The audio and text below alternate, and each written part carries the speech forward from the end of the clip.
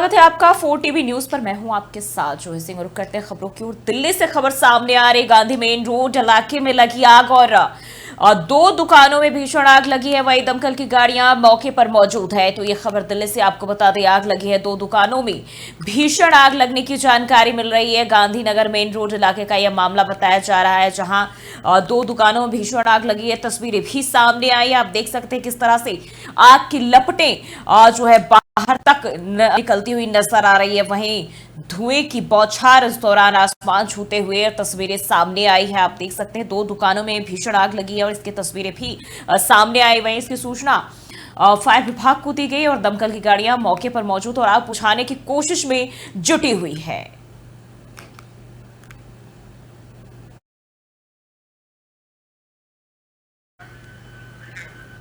बढ़ते हैं आगे। अक्षय तृतीया के दिन गंगोत्री और यमुनोत्री धाम के कपाट दर्शन के लिए खोल दिए गए हैं। आपको बता दें कि 30 अप्रैल को सुबह 10:30 बजे गंगोत्री धाम के कपाट खुलते ही चार धाम यात्रा की शुरुआत हो गई है। वहीं गंगोत्री धाम के बाद यमुनोत्री धाम के कपाट भी 11:55 पर खोले गए। वहीं उत्तराखंड के मुख्यमंत्री पुष्कर सिंह धामी ने गंगोत्री यमुनोत्री धाम पहुंचकर पूजा अर्चना की और कहा कि चार धाम यात्रा की शुरुआत हो गई है और यह यात्रा निर्बाधित रूप से चलेगी। साथ ही उन्होंने कहा कि इस यात्रा के लिए शासन प्रशासन पूरी तरह से काम कर रहा है। वहीं डॉक्टरों और पुलिस की टीम जगह जगह पर मौजूद है ताकि किसी को भी कोई परेशानी का सामना न करना पड़े।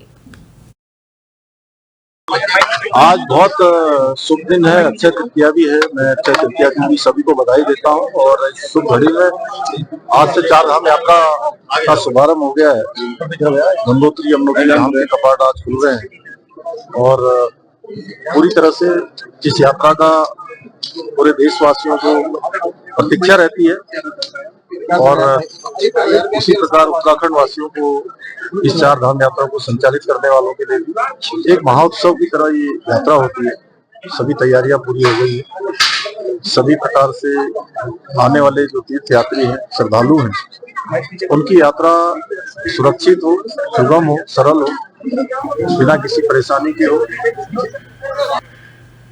और 30 अप्रैल अक्षय तृतीया के दिन यमुनोत्री और गंगोत्री धाम के कपाट खोल दिए गए, जिसमें उत्तराखंड के मुख्यमंत्री पुष्कर सिंह धामी ने यमुनोत्री और गंगोत्री धाम पहुंचकर पूजा अर्चना की। वहीं मध्य प्रदेश, गुजरात, मुंबई, राजस्थान, हरियाणा और भारत के अन्य जगहों से आने वाले अंतर्राज्यीय बस अड्डा हरबोटपुर पर लोग जो है वो यात्री पहुंच रहे हैं, जहां पर यात्रियों के लिए रुकने की व्यवस्था प्रशासन के द्वारा की गई है। वहीं निःशुल्क पंजीकरण केंद्र भी यहां बनाया गया है। यात्रियों से उत्तराखंड चार धाम यात्रा के बारे में जानकारी दी गई है। उन्होंने कहा कि हमें काफी खुशी महसूस होती है कि हम देवभूमि उत्तराखंड में चार धाम यात्रा करने के लिए आई है।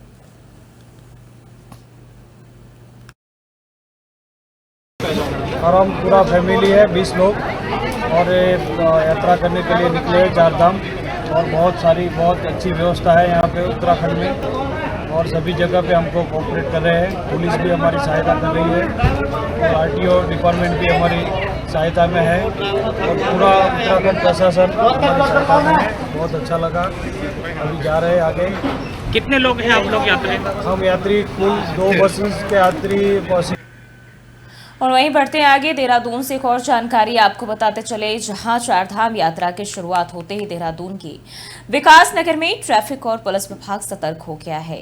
गंगोत्री यमुनोत्री राष्ट्रीय राजमार्ग पर यातायात बाधित ना हो, इसके लिए विकास नगर पुलिस और ट्रैफिक पुलिस की संयुक्त टीम ने ई रिक्शा, फल सब्जी की रेडी और यूटिलिटी वाहनों के खिलाफ कार्रवाई शुरू कर दी है।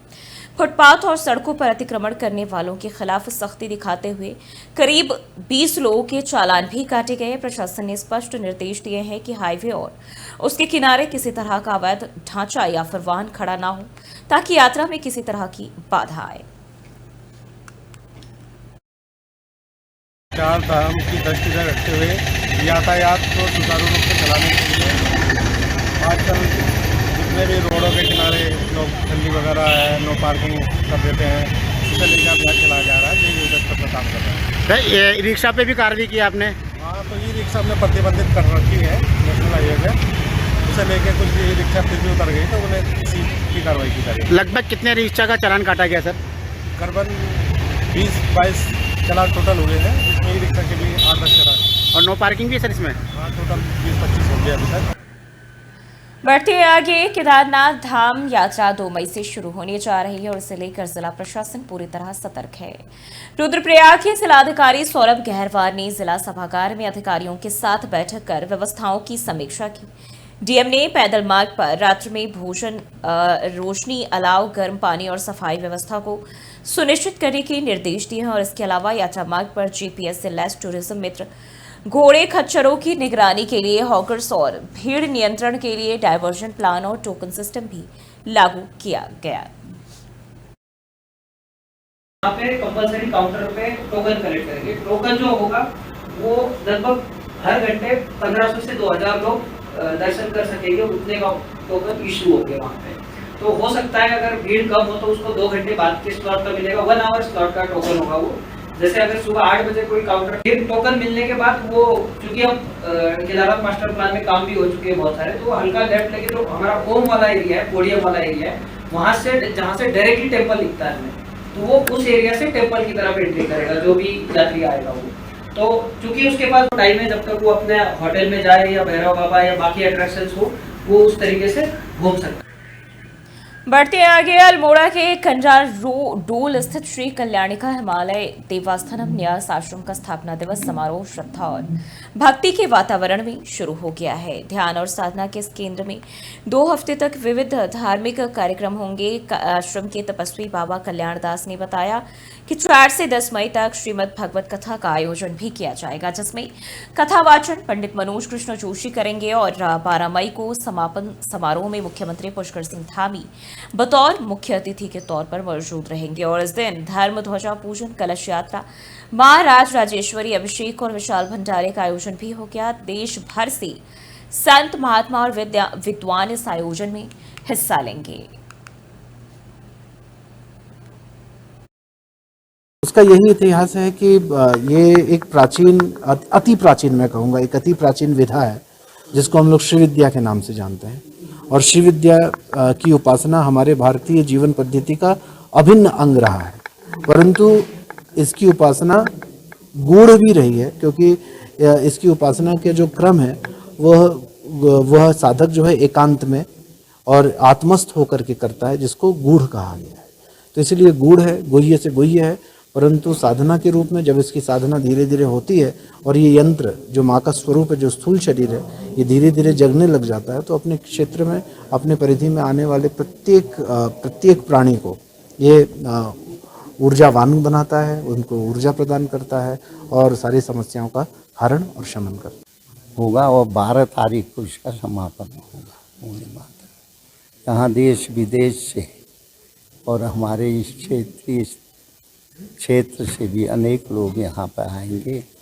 रोज़ उनका भंडारा होगा, भोजन पानी की सारी व्यवस्था इधर होगी और प्रवचनों की भी, संत सम्मेलन की भी व्यवस्था रखे हैं, क्योंकि आपको बताया गया कि इस साल हम लोगों को समय बहुत कम मिला। मैं भी आने वाला था 1-1.5 महीने पहले से। वहाँ पे होली के समय हम यहाँ आ जाते हैं हर साल। इस साल हमारी भी तबीयत खराब रही, कुछ अस्पताल में भी रहना पड़ा, तो और जगह जगह पे जो कार्यक्रम हो रहे हैं उनको भी समापन करना था, इसलिए देर हुई। वो उसी विषय में अक्षय तृतीया से 12 तारीख तक यह कार्यक्रम चलेगा, इसमें आप सब लोगों के सहयोग।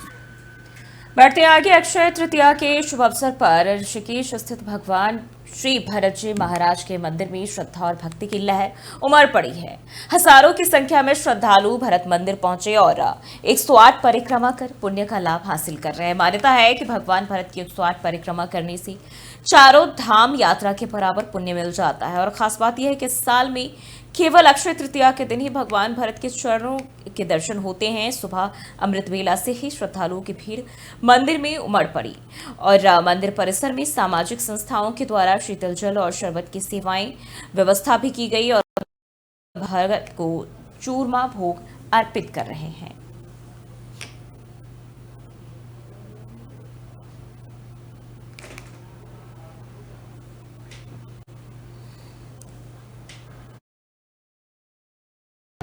आज का दिन हम सब ऋषिकेश वासियों के लिए बहुत गर्व का दिन है। अक्षय तृतीया के इस पावन पर्व पर श्री भरत हमारे नगर देवता भरत जी महाराज के दर्शन तो लोग वैसे ही डेली करते हैं, लेकिन आज का महत्व इसलिए बहुत है कि पुराने पुरातन काल से ये परंपरा रही है कि आज के दिन जो यहाँ परिक्रमा करता है 108 या यथाशक्ति जितनी उससे हो पाती है, तो उसे 4 धाम यात्रा का लगभग पुण्य मिलता है।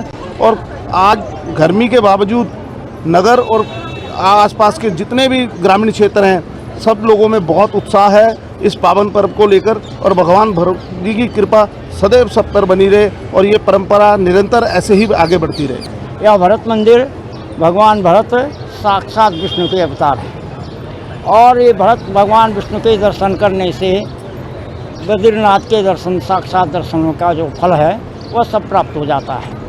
108 परिक्रमा इसकी की जाती हैं, क्योंकि 108 परमा। बढ़ते हैं आगे। उत्तराखंड में श्रद्धालुओं की प्रतीक्षा अब आज खत्म हो गई है, क्योंकि 4 धाम यात्रा का विधिवत शुभारंभ हो गया है। गंगोत्री धाम और यमुनोत्री धाम के कपाट श्रद्धालुओं के लिए खोल दिए गए। वहीं केदारनाथ धाम के कपाट 2 मई को सुबह 7 बजे और बद्रीनाथ धाम के कपाट 4 मई को खोले जाएंगे। और इस बार यात्रा मार्ग को सुरक्षा की दृष्टि से 15 सुपर जोन, 41 जोन और 217 सेक्टरों में विभाजित किया गया है। पुलिस ने कुल 624 सीसीटीवी कैमरों को सक्रिय किया के दौरान सुरक्षा और निगरानी में कोई चूक ना होने पाए।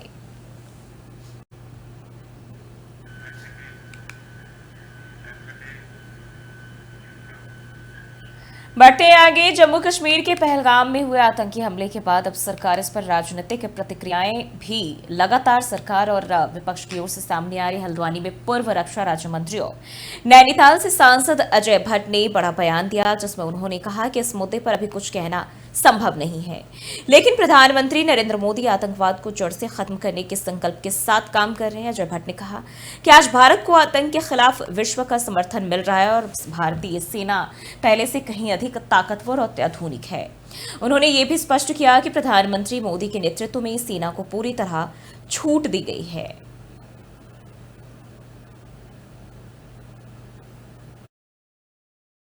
आप इंतजार करिए, मोदी जी ने कहा है आतंकवाद को मिट्टी में मिला देंगे। अब आप समझ सकते हैं कि जब आतंकवाद को मिट्टी में मिलाने की बात आई है तो इंतज़ार हमको करना चाहिए। इंडस ट्रीटी को हमने निरस्त कर दिया, उसके साथ ही और भी कई हमने कड़े फैसले लिए हैं और जिनका परिणाम दिखाई देगा।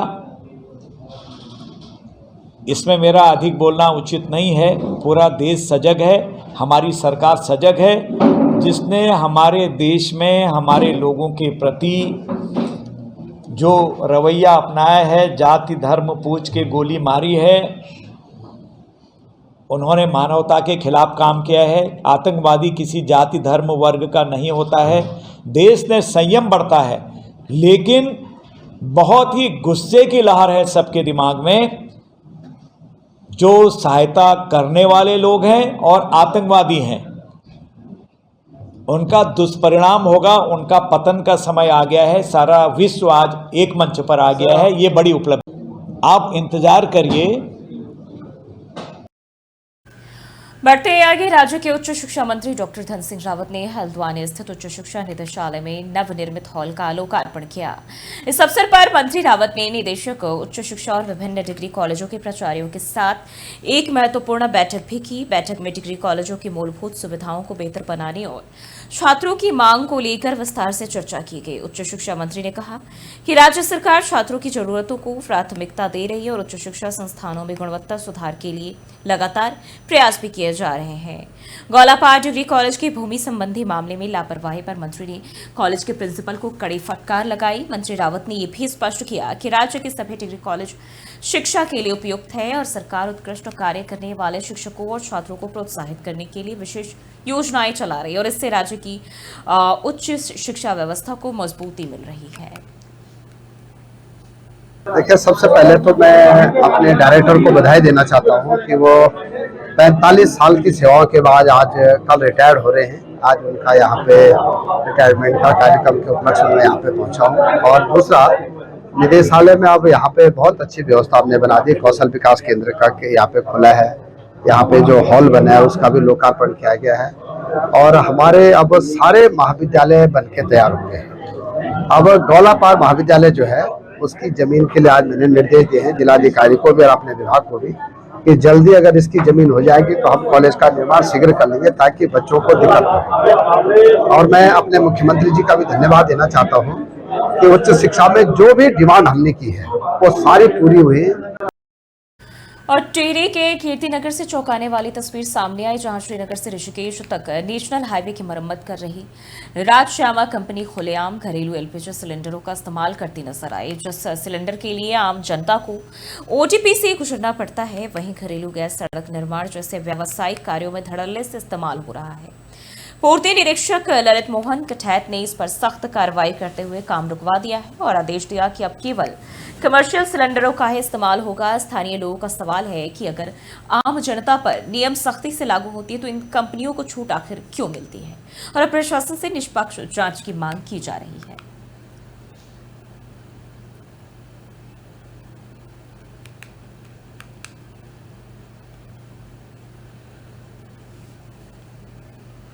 जैसा कि आपके द्वारा ये सूचना दी गई है कि एनएच जो ये वाइट पट्टी का काम चल रहा है, इसमें इनके कंपनी के द्वारा इसमें घरेलू सिलेंडर जो होता है हमारा 14.2 का, इसे यूज़ किया जा रहा था, जबकि वो अनधिकृत प्रयोग कर रहे थे। इन्हें कमर्शियल सिलेंडर जो 19 kg का होता है उसका प्रयोग करना चाहिए।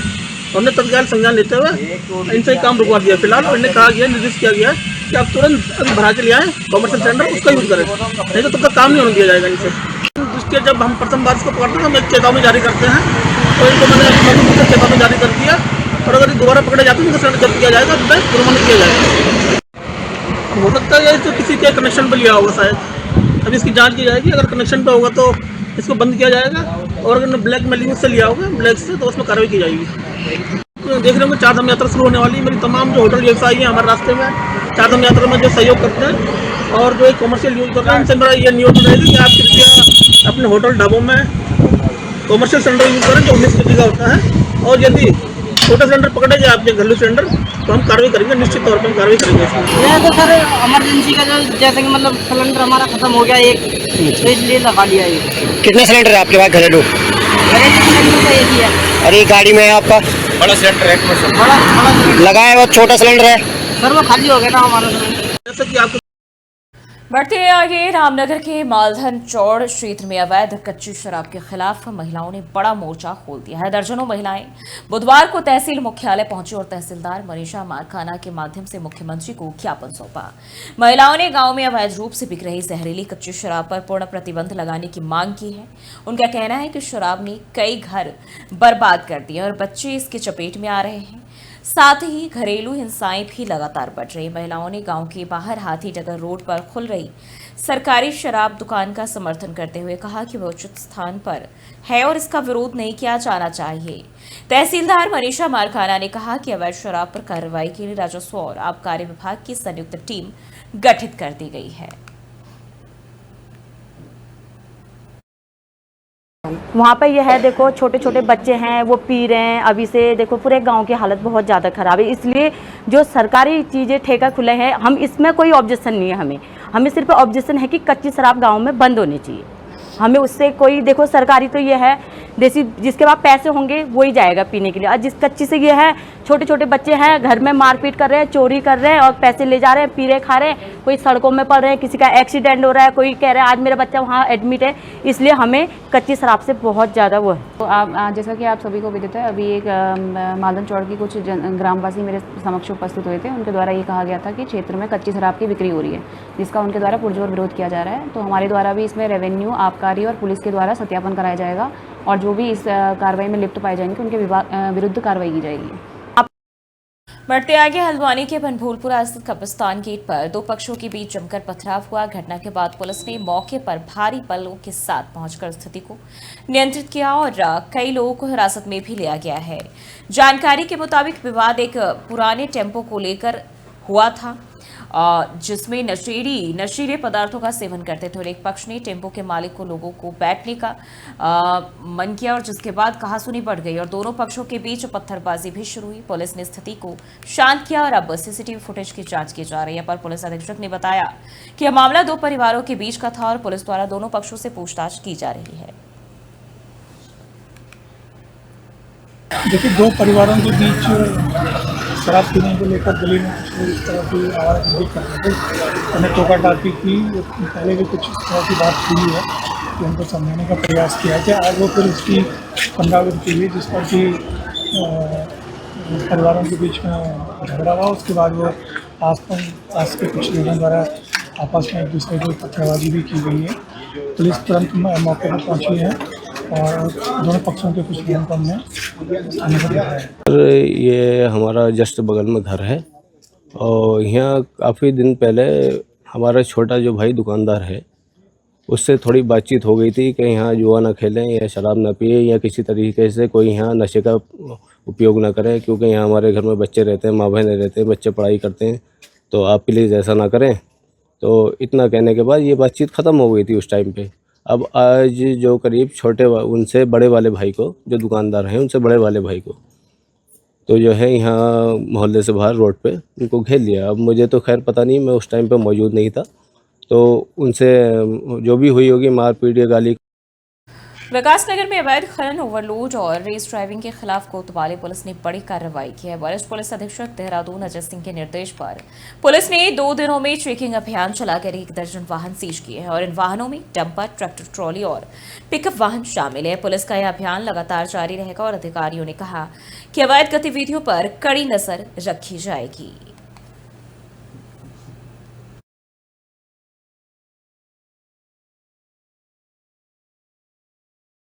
बढ़ते आगे, श्रीनगर में बीती रात नगर निगम के वाहन चालक प्रफुल्ल नेगी के द्वारा कोतवाली श्रीनगर पर आकर सूचना दी गई कि रात में नगर पालिका तिराहे के पास कुछ शरारती तत्वों और असामाजिक तत्वों के द्वारा शराब के नशे में हुड़दंग कर आपस में लड़ाई झगड़ा करने का मामला बताया गया और इसी दौरान जब उनके द्वारा नगर निगम के मेयर के वाहन को लेकर आया गया तो लड़कों द्वारा उनके साथ विवाद कर गाली गलौज की गई और इस दौरान उनमें से एक युवक द्वारा नगर निगम के मेयर के वाहन को पत्थर मारकर वाहन का शीशा क्षतिग्रस्त किया गया और इस सूचना पर कोतवाली श्रीनगर पर अज्ञात युवकों के खिलाफ मुकदमा पंजीकृत किया गया है और साथ ही प्रभारी निरीक्षक श्रीनगर के नेतृत्व में पुलिस टीम को तुरंत घटनास्थल के लिए भी रवाना किया गया।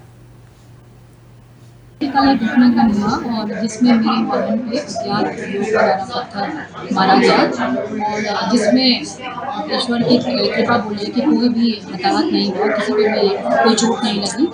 मैं आपके माध्यम से सभी श्रीनगर वासियों से अपील करती हूँ कि कृपया शांति व्यवस्था बनाए रखें, हम सब सुरक्षित हैं। धन्यवाद। और पुलिस से क्या कुछ अपील करना चाहेंगे? देखिए, पुलिस ने कल रात ही अपनी कार्रवाई करनी थी और पुलिस से मैं यही निवेदन करती हूँ कि आप शहर में लॉ एंड ऑर्डर का पालन करें। कल एक घटना का हुआ और जिसमें मेरे वाहन पे अज्ञात लोगों द्वारा पत्थर मारा गया और जिसमें और उत्तराखंड में जारी चारधाम यात्रा के बीच एक बड़ी साजिश का पर्दाफाश हुआ है। देहरादून पुलिस ने नकली खाद्य सामग्री सप्लाई करने वाले गिरोह पर बड़ी कार्रवाई करते हुए 720 किलो नकली पनीर बरामद किया है। दरअसल चारधाम यात्रा में मिलावटी खाद्य पदार्थों की सप्लाई पर गोपनीय सूचना मिलने पर एसएसपी देहरादून जो है उन्होंने ये कार्रवाई की है। सूचना के आधार पर देहरादून पुलिस की टीम ने सहारनपुर तक पहुंचकर छापेमारी की, जहां से 720 किलो नकली पनीर जब्त किया गया। इस कार्रवाई में 3 आरोपियों को गिरफ्तार किया गया है जो लंबे समय से मिलावटी पनीर बनाकर उत्तराखंड के धार्मिक स्थलों पर सप्लाई कर रहे थे। गिरफ्तार आरोपियों से पूछताछ में खुलासा हुआ कि सहारनपुर स्थित एक फैक्ट्री में नकली पनीर तैयार किया जा रहा था। पुलिस का कहना है कि गिरोह ने चारधाम यात्रा के दौरान बड़ी मात्रा में नकली पनीर की खपत को ध्यान में रखते हुए ये सप्लाई की योजना बनाई थी, लेकिन समय रहते पुलिस ने इस साजिश को नाकाम कर दिया और चारधाम जैसे पवित्र यात्रा में मिलावटखोरी को लेकर प्रशासन अब और सख्त हो गया है। वहीं पुलिस का कहना है कि मिलावट के इस नेटवर्क को पूरी जो है उसकी जांच की जा रही है और इसमें शामिल अन्य लोगों की भी तलाश की जा रही है।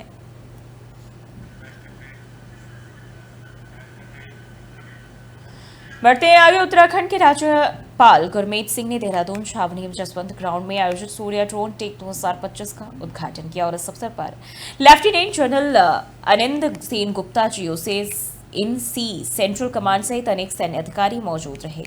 यह योजना भारत की रक्षा तकनीक में आत्मनिर्भरता की दिशा में एक बेहद महत्वपूर्ण उपलब्धि है।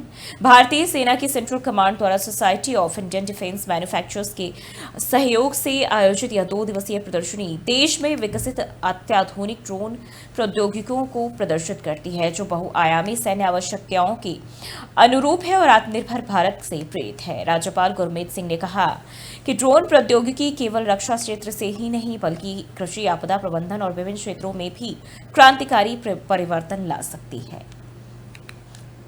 आज सच कहूं तो आज एक बहुत गर्व हो रहा है। I am feeling very proud, क्योंकि आज जो यहाँ देहरादून के अंदर में जो सूर्य ड्रोन शो हुआ है, इसने अपने आप में एक ऐसा गेम चेंजर का अध्याय पूरा किया है। मुझे ऐसा लगता था, अपने आप से मैं पूछता था कि ड्रोन में हम कहाँ हैं, तो आज पता चला कि ड्रोन के क्षेत्र में हम बहुत ही प्रोग्रेस कर गए हैं।